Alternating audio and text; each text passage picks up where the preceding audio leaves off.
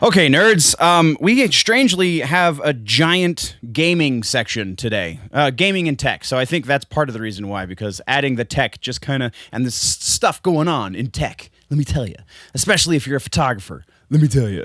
So that's what's going on. We've got honestly plenty to talk about. So let's just hit the intro.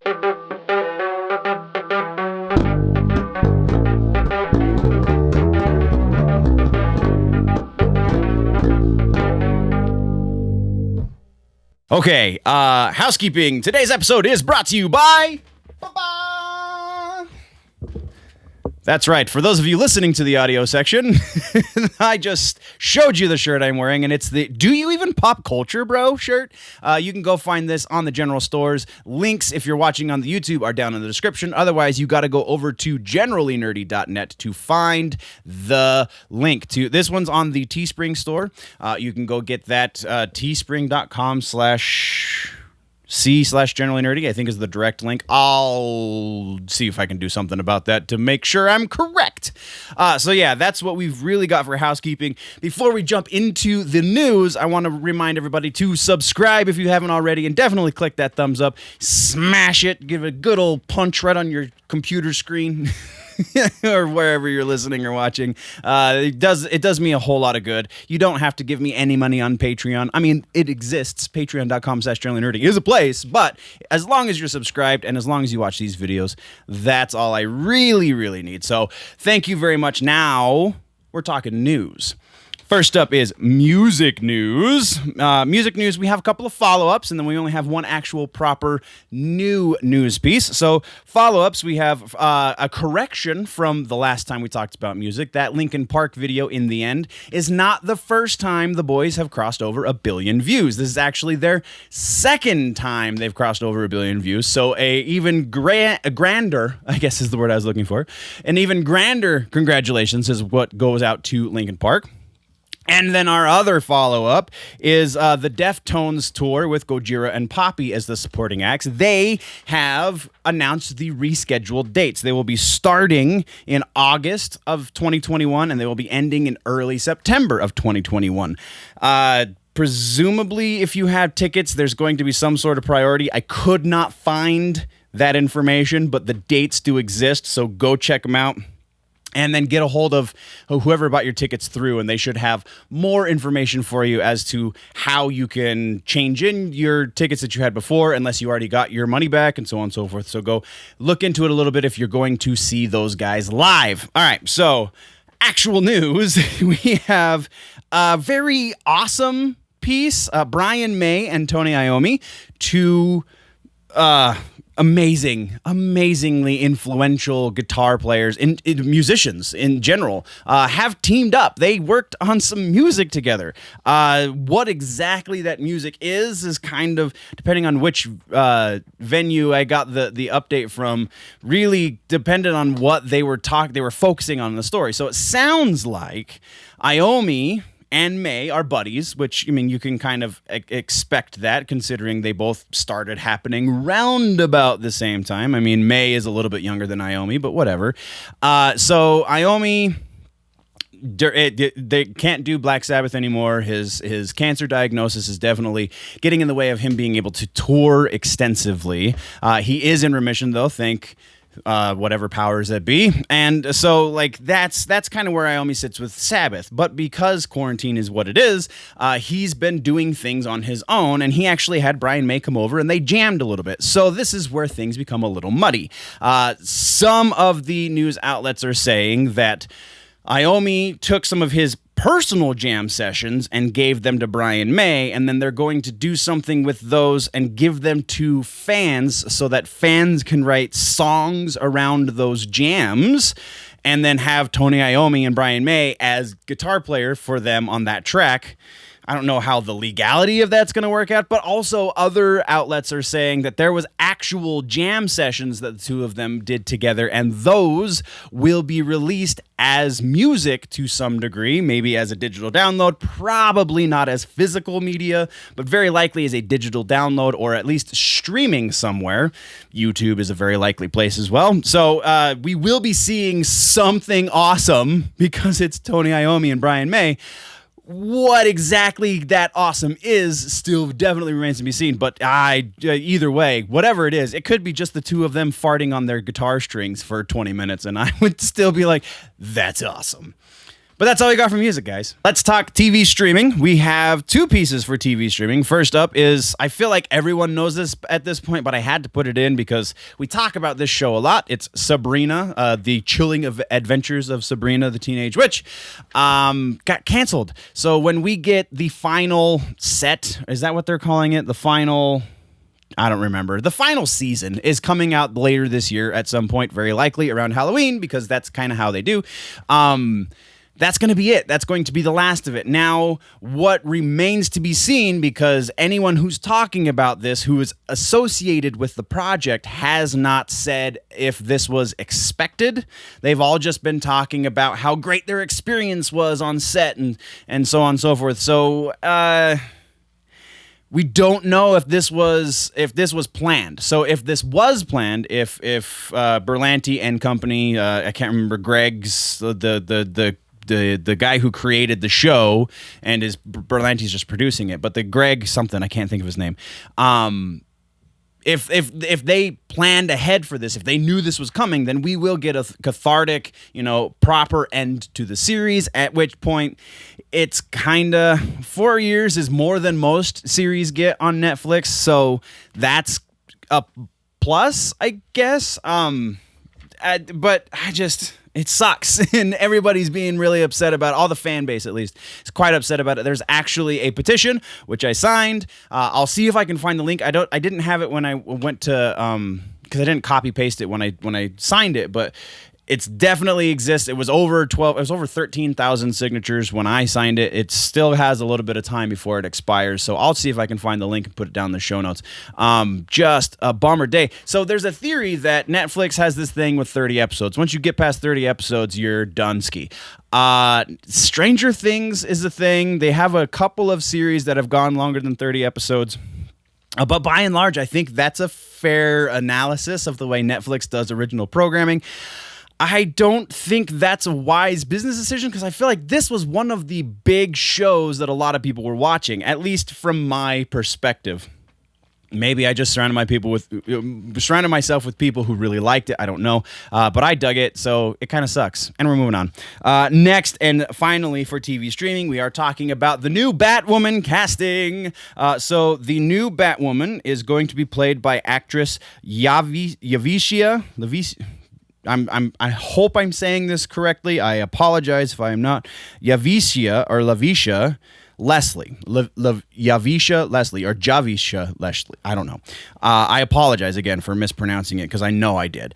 But she is going to be the new Batwoman. She's going to be Riley, whatever, the character that they're creating for this series. That hopefully is amazing, but, it still remains to be seen. Her only major acting credit before this is a show called God Friended Me. It's on CBS. It was on CBS up until quarantine, and now it's kind of in limbo. And since she's signed on to do this, maybe it's been canceled. That was kind of not made clear, but that is who our new Batwoman is. And I mean, let's see what happens, man. All right, nerds. Breaking news. I had to cut in real quick to this episode, so sorry if things are different right now, but breaking news, there is a new Batman series that is actually going to HBO Max. It's not the rumored Batfleck series. It is a Batman series that takes place in Matt Reeves' universe. It's not Batman-centric. It is going to be something to do with the Gotham Police Department, so it sounds like it's going to be a procedural. As more about this happens to start coming out, we'll cover it. We will probably get into more detail in the next episode, the beginning of next week. So, sorry I didn't have more info, but I didn't want to do another "this just happened as I was going to publish the episode" kind of thing. So, and now back to your regularly scheduled nerd news update. Now we are talking about movie news, and first up is a really fun one. Do you remember an actress named Tanny Stronach? Or Stronach? I think it's Stronach. If you don't, then I don't fault you. You're either not young enough or not old enough, rather, or you just didn't know that the childlike empress the name of the actress who played the childlike empress in Neverending Story was Tammy Stronach. Well, she's now going to be in a second movie 25, 30 years later. So she and Sean Astin and Rhea Perlman and Christopher Lloyd and Jim Henson's Creature Factory, are going to be making another movie in the same vein as those kind of lower budget 80s fantasy films like The Neverending Story, which is kind of freaking awesome. The name of the movie, I'm totally burying the lead here. The name of the movie is Man and Witch. The Stronach will be the star. She is going to be presumably the witch. Sean Astin is going to be a voice for one of the creatures.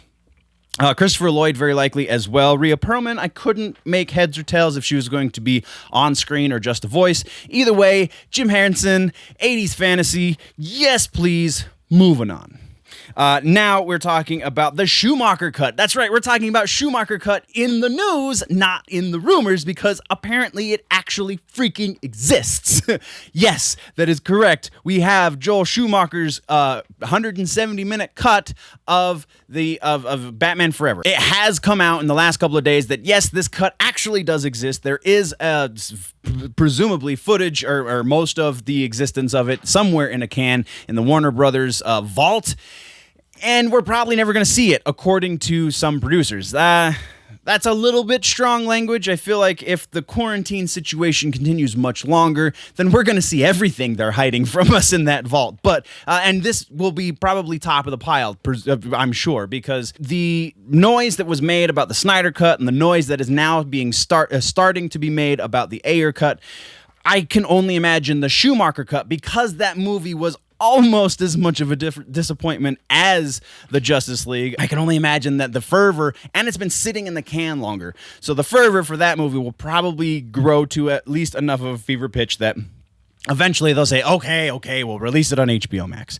I can't say that for certain. I'm assuming a lot here. We're moving on next. We're talking now about Comic-Con at Home. The schedule has been released. You can check the show notes. I have a link to the most relevant pieces. I think it actually is the entire schedule.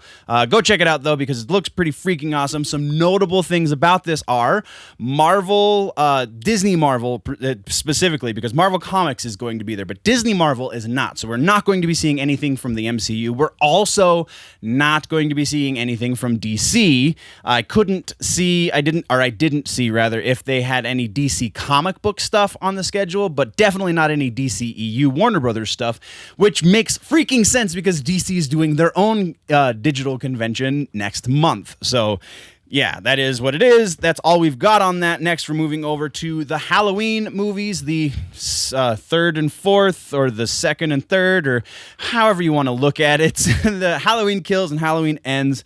We got it's a schedule change for them again. They both got moved back a year each, so we will now be seeing Halloween Kills in October of 2021, October 15th to be specific, and then Halloween Ends will now be released on October 14th of 2022. Even though we just got our first teaser for Kills, it just this whole quarantine thing is totally just throwing off everybody's mojo, man. That's all we have on that one. And now we're talking about a piece that is very likely going to be changing the way we view how movies are made during quarantine specifically. The movie is Malcolm and Marie. Zendaya, who is Mary Jane, MJ, I guess more specifically, in the current run on Spider-Man. And she's, a Disney name, and she's done things, and the kids know her. Zendaya hit up her director for the show that she's currently doing called Euphoria, director Sam Levinson, and she said, hey, since everything's shut down, do you think we can maybe do a movie on a smaller scale?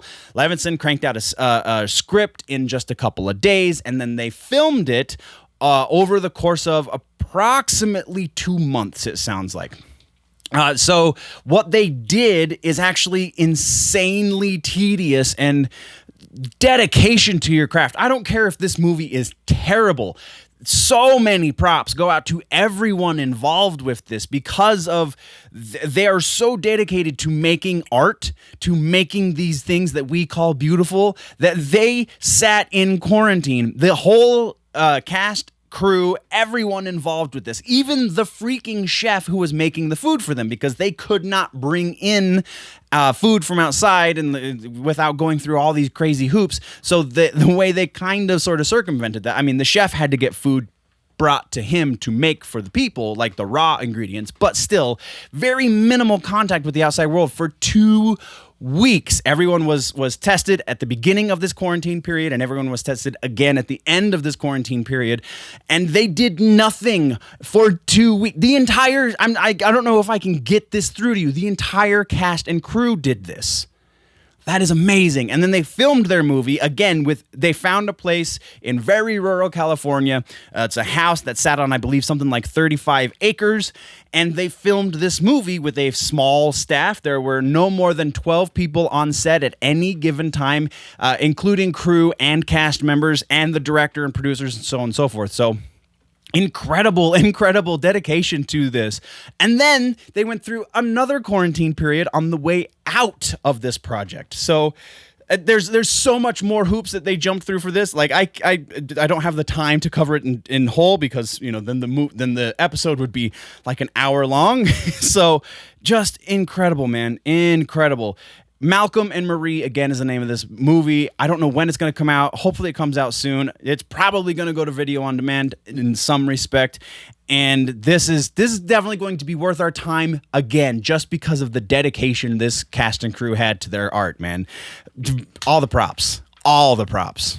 And now we come to the largest section of the freaking episode, and that's gaming. How often have I said that? Never.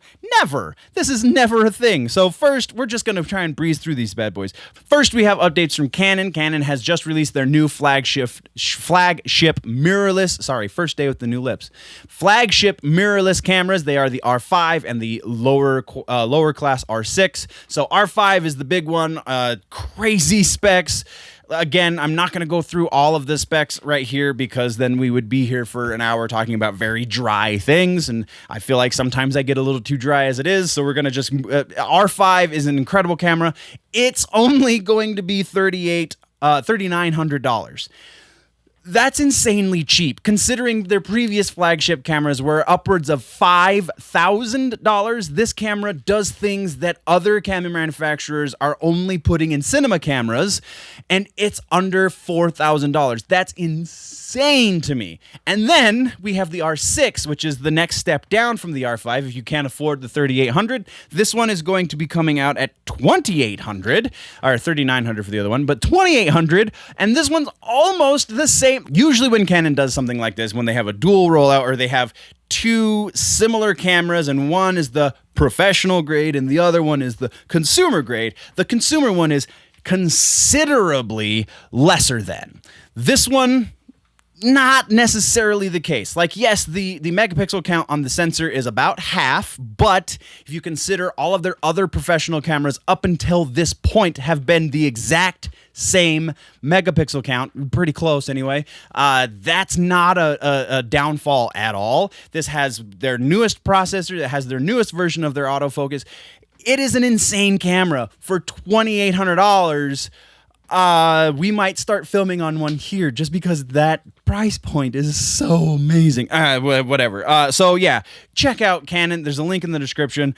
Oh boy, there is so what a wild and wonderful world. We're moving on before I gush too much. Next, we're talking about Twitter. Again, gaming and tech. Twitter is doing something very strange and trying to make heads or tails of it. So they posted some job listings recently that are talking about subscription service. They're looking for people to help them create a new subscription service. What does that mean? Well, speculation has been going very likely one of two ways. Either they're creating some sort of paid version of Twitter so that you can get rid of the ads in your feed, or they are creating some sort of subscription service for their content creators, because you can put video up on Twitter rather. You can put video up there. You can do live streams on Twitter, so on and so forth. So either one is very theoretically possible. They have not made an official announcement as to which one it is, but they did list those job descriptions. So keep your ears open. We'll be talking about this one. Next, we're talking about TikTok. This one's obvious at this point. I feel like everyone is talking about it. Even the traditional media outlets are talking about this at this point. TikTok is potentially going to be banned in America. It has already been banned in a number of other countries. This one, similar to why you can't find Huawei stuff in America, is the same kind of reasoning why they're looking into potentially banning TikTok, because everything that comes from China is so correlated to the Chinese government. Except for, I don't know, we have this weird relationship with China because we get all of our electronics from them and we get like all of our small manufactured goods from them, but we can't have their software because, and this is it's a legit thing. I'm kind of downplaying it, but it's a legit concern. If they build in backdoors, as is potentially possible, I mean, the CEO for TikTok has come out and said, well, we're not that closely associated with the Chinese government because I'm American and blah, blah, blah. So it might not get banned, but if it does, it's because they found reason to believe that the software it could be data mined by the Chinese government, and they could be creating, I don't even know what they could be doing with that data. But this is the same thing. Huawei has that kind of backdoor built into their cell phones. It's why you can't get a Huawei cell phone, even though they are some of the best in the world.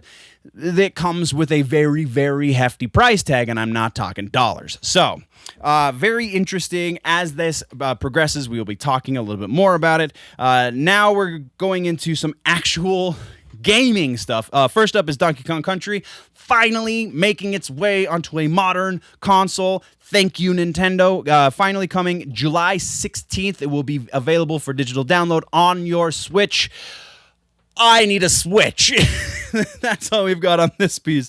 Next, we're talking about Halo 3. Speaking of retro games coming forward, Halo 3 is now going to be the next release for the Master Chief Collection on the PC edition. Very slow going in the Halo camp, but that's partially 343's fault.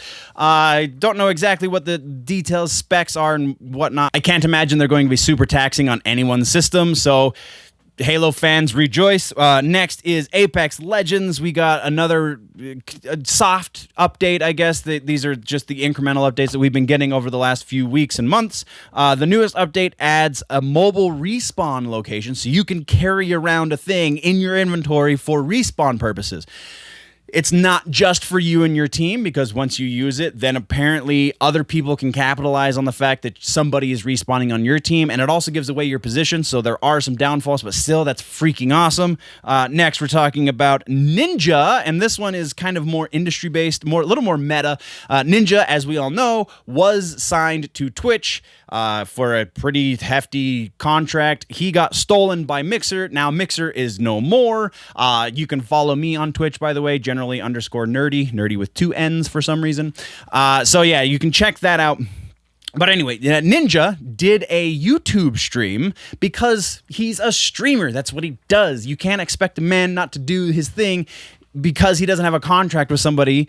Like, if he has a platform, he's going to take advantage of the platform. His people have said he might do a Twitch stream in the coming days or weeks, just because he's trying to feel out each platform. And now industry is all abuzz about this because it rumored to be, and I could have put this in rumors, but the actual thing happened. So we're going to attach the half rumor to the back of it. The YouTube, Facebook, and Twitch are all in a bidding war to get Ninja on their platform. Yeah, of course they are. That's only rumor in face value alone, because yeah, obviously that's a thing that's going to happen. He pulled in 150 unique viewers to his hour, or was it 2.5-hour stream? Something like that. So yeah, they want that kind of traffic on their platform. Of course. And most of the people watched for a significant amount of time. So again, yeah, stupid. Of course they're in a bidding war. That's all we have on that, though. As it happens again, if he goes to Twitch, if he goes to Facebook Gaming, to do one of these streams, we will definitely talk about it and compare and contrast and so on and so forth. But now we're moving on. And our final piece in gaming and tech is the PlayStation 5. New patents filed by Sony seem to indicate that they are at least looking into expanding their backward compatibility reach. I'm not going to get into the specifics of the patents because it's all a lot of legal mumbo jumbo, but effectively, they're seeing what Microsoft is doing with the Series X and going, maybe we can do this, but more likely, maybe we should do this, because otherwise they're going to get left in the dust. Because technically speaking, the Series X is going to be a more powerful system, though from a design standpoint, it sounds like the PlayStation 5 is going to be easier to design for, so kind of 6 one way, half a dozen the other. We will definitely be keeping tabs on this, because this is going to be a make or break issue for Sony and Microsoft. That is all we have for gaming and tech, though, guys. Now we're talking comics and books, and in books, we are talking about Ready Player 2. That's right, the sequel to Ready Player 1 is going to be released November 25th. Klein, I can't think of his first name now. The guy who wrote Ready Player One has apparently been working on this since before the movie came out. Then the movie was pretty popular. The book is so much better than the movie. If you haven't read the book and you watched the movie, I don't even care if you liked the movie, but if you're familiar with the concept, you must read the book. It's only like 350, 400 pages. It's a really easy read, and it's great. It's so much fun. It's not deep necessarily, but it's a lot of fun to read, and it's a really simple read, so you can read it in like 2 or 3 days.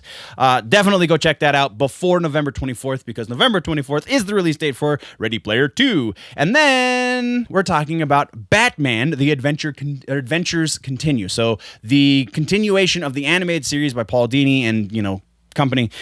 We are going to be introduced to Azrael in this universe on the in Chapter 7, which is available now on digital, or September if you're waiting for the books. It will be available in September. I think it's book number 4 when they release physical. So that's going to be pretty freaking awesome. That's all we've got there, though. It's rumor time, baby. Rumors. We have Tron 3.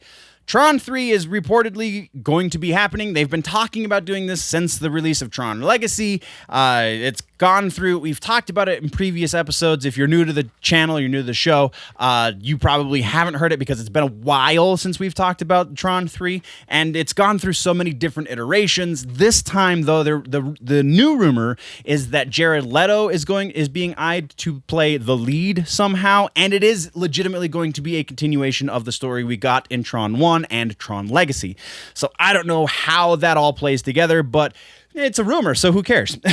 Next. Oh, and as for validity, because this is so ongoing, because we do have word from Disney upper-ups saying that, yes, we are working on something to do with Tron 3, whether or not it actually happens very much remains to be seen. Then, yeah, I can believe that. As for the Jared Leto aspect of this, sure, I don't know why there's any reason to not believe they would be looking at Jared Leto. He's a good actor, and he's done some great things for Disney, so why wouldn't they continue doing that? Unless he's got an exclusivity contract with Warner Brothers. We don't know that. We're moving on. Okay, next we are talking about the Pirates reboot.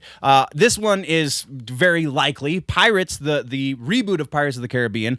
We've been talking, they've been going back and forth. Will it, won't it have Johnny Depp? Apparently, according to this rumor, the deciding factor is going to be his legal battle, because, yeah, that kind of makes sense. If it comes out that he wins his legal case, then he will be in the movie. If he loses to Amber Heard, then he won't be in the movie. Yeah, this makes sense. They don't want to be closely associated with some negative legal press like that. So, yeah, I have every reason to believe this is true. Next, we have The Fly. A new sequel is in the works, presumably, according to the rumors, going to be ignoring all of the other 2 sequels. I'm pretty sure there were 2 sequels to the Jeff Goldblum Fly. The first one was his kid, and I don't remember what the second one was, because they were both garbage. So this one is saying that they are working on a new one, and that Jeff Goldblum is going to be returning. For that reason alone, this one doesn't have any legs, because if you saw that version of The Fly, then you know that's impossible. So I don't know why people start rumors like this. But yeah, this one's very likely not going to be happening. And then our final rumor is Labyrinth. Labyrinth 2 is rumored to be going to be giving David Bowie a posthumous acting credit. They're going to be putting his face on a CGI body, much like they did with Grand Moff Tarkin in Rogue One. Yeah, I can see this happening as well. Who will voice David Bowie? How they will get a voice out of that character very much remains to be seen. That was not covered in the rumor, but this one, this one is definitely. I'm like 75% sure if this happens, that if Labyrinth 2 makes it to the screen, that it will have some sort of David Bowie in it, and that's what we got for rumors, guys. Also, what we have for the episode. So, what did I miss? What should we talk about in the next one? Let me know in the comments down below. If, though, you want to go deeper in the conversation, generallynerdy.net is a thing. Go check that out. Patreon.com/generallynerdy if you want to support all of the things, guys. I got to go. My battery's about to die. I love you, nerds. Thank you very much for joining me. Before we head out, subscribe. Click one of the boxes below my face to go check out other stuff on the channel. Before we go, always remember that if it's generally nerdy, it's probably here.